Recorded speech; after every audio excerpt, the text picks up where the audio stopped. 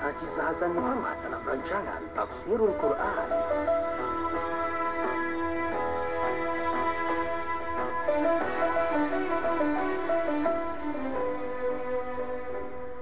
Assalamualaikum warahmatullahi wabarakatuh. Innal hamdalillah nahmaduhu wa nasta'inuhu wa nastaghfiruh wa na'udzu billahi min shururi anfusina wa min sayyiati a'malina. Man yahdihillahu fala mudilla lahu wa man yudlil fala hadiya lahu. Ashhadu an la ilaha illallah wahdahu la syarika lahu wa ashhadu anna Muhammadan 'abduhu wa rasuluh. Ya ayyuhalladzina amanu taqullaha haqqa tuqatih wa la tamutunna illa wa antum muslimun. يا أيها الناس اتقوا ربكم الذي خلقكم من نفس واحدة وخلق منها زوجها وبث منهما رجالا كثيرا ونساء واتقوا الله الذي تساءلون به والأرحام إن الله كان عليكم رقيبا يا أيها الذين آمنوا اتقوا الله وقولوا قولا سديدا يصلح لكم أعمالكم ويغفر لكم ذنوبكم ومن يطع الله ورسوله فقد فاز فوزا عظيما. Amma ba'd. Saudara Nabi Muhammad hari Syahudin, saya pendengar yang mulia Allah sekalian, alhamdulillah bersyukur kita kepada Allah Subhanahu wa taala. Dengan lipat kurnia kita menyambung kembali kuliah tafsir ini, dan tuan-tuan yang dimuliakan Allah sekalian, kita masih lagi membincangkan ayat 121 hingga 122 daripada surah Taha, iaitu firman Allah Subhanahu wa taala, A'udzu billahi minasyaitonir rajim.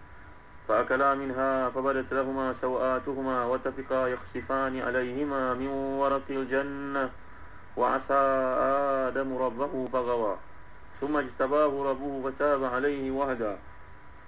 Maka keduanya makan dari pohon itu, lalu nampaklah bagi keduanya aurat-auratnya, dan mulailah keduanya menutupnya dengan daun-daun yang ada di syurga.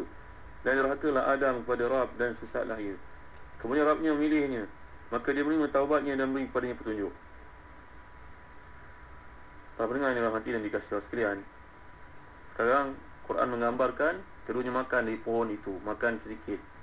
Kerana kita telah bincangkan dalam firman Allah SWT yang lain, surah Al-A'raf dahulu, falamma dhaka syajarah, makan sedikit, tak makan banyak. Tak adalah cerita makan sampai sembelit dan sebagainya, tuan-tuan yang mulia Allah sekalian, seperti yang disebut oleh setengah orang yang menyeleweng. Jadi makan sedikit, kemudian Allah SWT telah menjatuhkan hukuman kepada mereka. Terbukalah auratnya, hilanglah cahaya yang menutup mereka berdua kerana kemaksiatan kepada Allah SWT. Dan mulalah keduanya mencari, menggapai pokok-pokok dalam syurga, mencari daun-daunnya, bertujuan untuk memetik daun-daun tersebut untuk aurat mereka. Kerana pandangan seperti itu secara manusianya akan lihat amat memalukan. Ada setengah pendapat mengatakan bahawa Nabi Adam telah pun mencapai daun daripada pokok tin. Allahu'alam. Ini disebut oleh Imam Al-Baghawi dalam tafsirnya, Tafsir Al-Baghawi. Berbeza daripada pandangan perspektif Barat Kristian yang menggambarkan dalam lukisan-lukisan mereka kepada Nabi Adam, menggambarkan gambarnya pohon anggur. Allahu'alam. Ini pun tidak ada disebut dalam kitab-kitab dalam hadis-hadis. Ia cuma disebut oleh para ulama sebagai satu kisah yang dikemukakan. Aurat ni biasa dinamakan dengan sawah kerana ia merupakan satu benda yang buruk yang tidak elok untuk dinampakkan. Aurat tu sendiri adalah benda yang buruk, tuan-tuan yang mulia Allah sekalian. Islam tidaklah memandang aurat ni satu benda yang buruk, tetapi ia dinilai seperti itu buruk bila dilihat, bila dipampangkan, dinampakkan kepada orang. Kerana itu kalau kita belajar dalam rumah tangga Nabi SAW, Nabi SAW bersama dengan isteri Aisyah radhiyallahu anha, Aisyah radhiyallahu menjelaskan bahawa Rasulullah SAW tidak pernah melihat auratku, dan aku pun tidak pernah melihat aurat Nabi SAW. Bahkan Nabi mengingatkan dalam hadis yang lain, apabila kamu mendatangi isteri kamu melakukan hubungan jima itu, maka janganlah sekali-kali keduanya telanjang bogil bagaikan himar, bagaikan dua ekor keldai. Hadis ini riwayat Ibnu Majah. Ini bukanlah tentu maksud di sini haram, tuan-tuan. Haram melakukannya bukan, tapi ia adalah satu bimbingan. Kerana ibadah ni, kerana hubungan suami isteri merupakan satu ibadah. Dalam pandangan Islam merupakan ibadah. Kita semua belajar dalam bab sedekah, Musa hadis 40 kan, tuan-tuan. Wa fi budhi ahadikum sadaqah. Dalam kemaluan seseorang kamu pun ada nilai sedekah. Bila diletakkan bertempat yang halal bersama dengan isterinya, seorang perempuan dengan suaminya, maka itu juga satu bentuk sedekah, satu bentuk hubungan yang mendapat pahala di sisi Allah SWT. Maka sudah tentulah dipantau dengan akhlak yang Nabi SAW ajar. Sawah ni, mengapa Allah gunakan dalam bentuk jama'? setengah ulama mengatakan kalau kita kira aurat seorang lelaki depan dan belakang, aurat seorang perempuan lebih daripada lelaki lah, tidak adanya depan dan belakangnya. Jadi itu salah satu sebab mengapa Allah gunakan perkataan sawatihima, jamak bersawah, kerana ada 4 perkara yang nak, ataupun 5 yang nak disembunyikan di situ, ataupun 6. Allahu a'lam. Tuan boleh kasihan. Ni kiraan para ulama lah, ujar masing-masing. Ada pun yang mengatakan bahawa malu yang di sini juga turut merujuk dari sudut batinnya. Malu bila peristiwa ini dibaca oleh anak-anaknya dalam Quran Karim, keturunannya, walaupun perkara tersebut tidak kelihatan di depan kita. Tapi inilah kekuatan Quran, kata Syed Qutb, dia merupakan satu bentuk pendekatan taswir fanni, tajsid. Jadi kekuatan untuk menggambarkan benda itu seolah-olah ia berlaku di depan kita, walhal ia sudah berlaku ribuan tahun terdahulu. Jadi inilah tujuan Allah menggunakan bentuk jamak, sama ada merujuk kepada bilangannya, sama merujuk kepada bentuk batiniah dan lahiriahnya, ataupun merujuk kepada juga penghormatan diri yang berkekalan dibaca oleh keturunan. Jadi digunakan bentuk jamak. Ataupun yang keempat, pandangan keempat mengatakan sawat, kerana bunyinya lebih ringan, lebih mudah dari sudut logatan, dari sudut psikolinguistiknya untuk dibaca. Bila ia menggunakan jamak, maka lebih mudah untuk dibaca, lebih ringan atas lidah. Sawat panjang, ada demat, bandingkan sawah. Jadi tuan-tuan, mana-mana pandangan ni, sama ada aurat bersifat jasmani ke, aurat bersifat rohani ke, lahir batin ke, semua pandangan ni dapatlah mengertikan bahawa Nabi Adam dan Hawa berusaha untuk menutup rasa aib itu. Di sini saya kutub menulis bahawa boleh jadi peristiwa tersebut menutup aurat ni petunjuk, satu petanda, indikator telah bangkitnya nafsu seksual.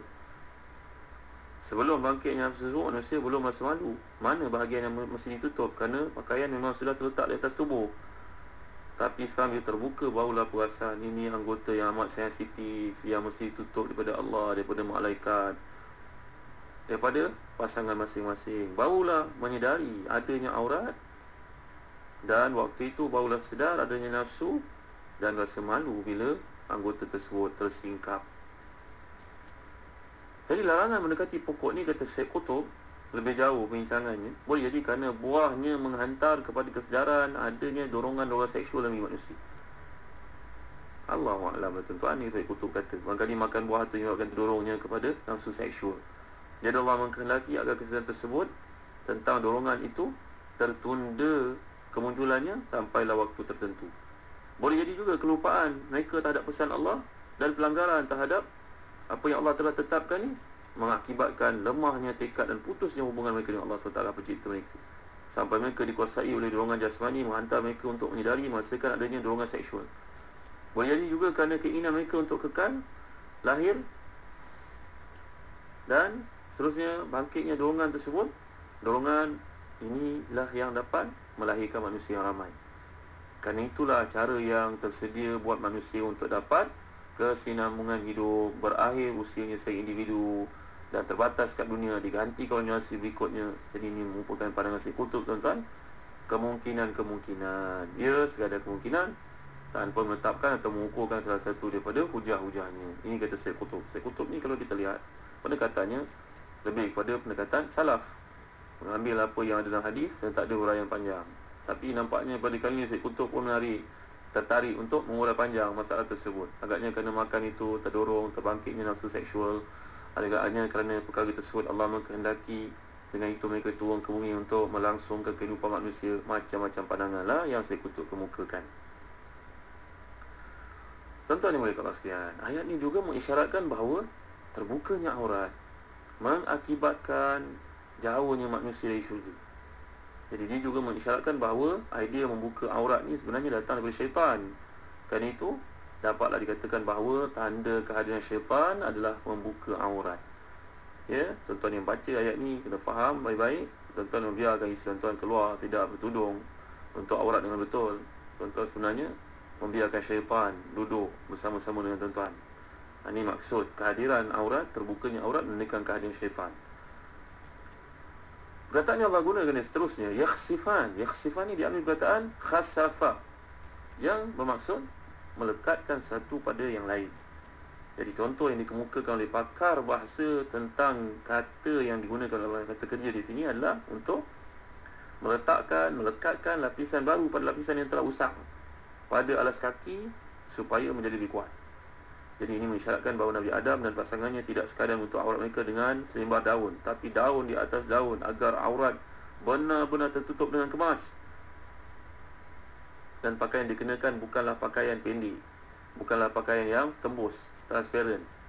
Ini menunjukkan bahawa menutup aurat bukan satu fitrah manusia yang telah ditunjukkan, dipamerkan oleh Abul Bashar, Nabi Adam AS dan isterinya pada saat kesedaran mereka telah timbul.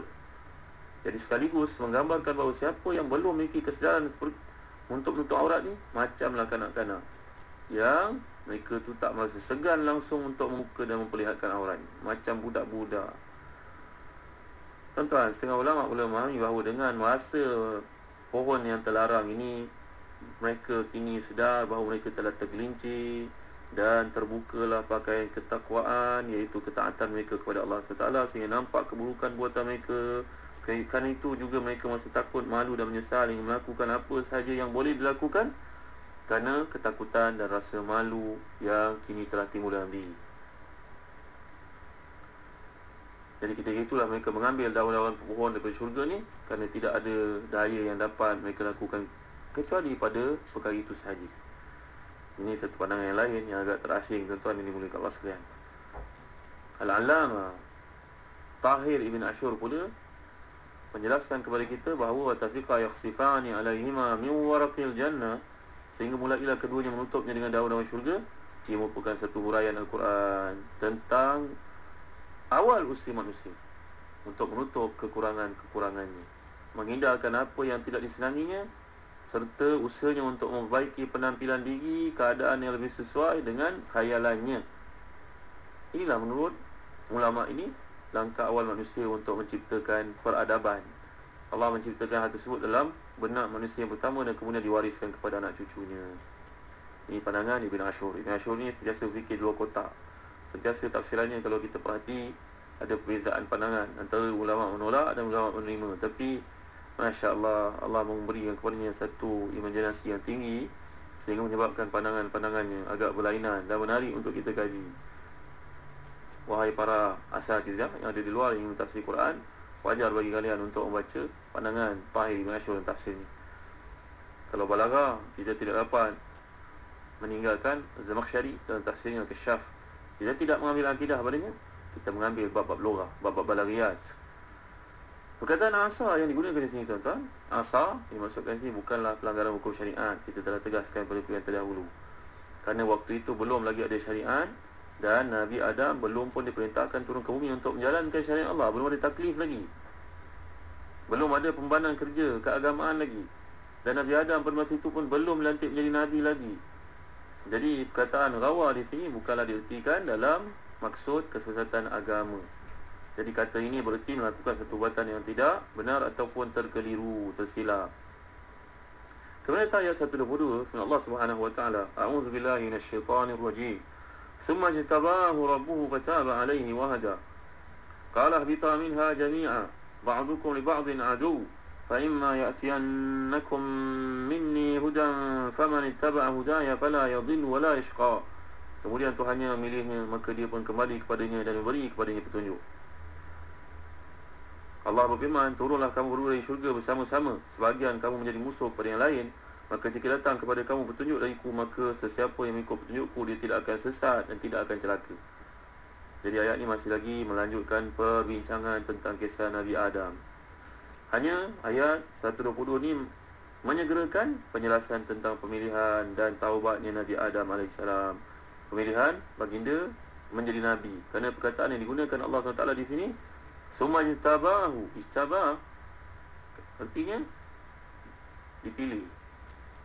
Jadi Allah milih Nabi Adam untuk dirinya menjadi Nabi. Allah milih Nabi Adam ni untuk menjadi Nabi, mengarahkan segala dakwah, aktiviti untuknya sebagai manusia yang pertama. Kerana perkataan istabah ni turut digunakan dalam ayat lain.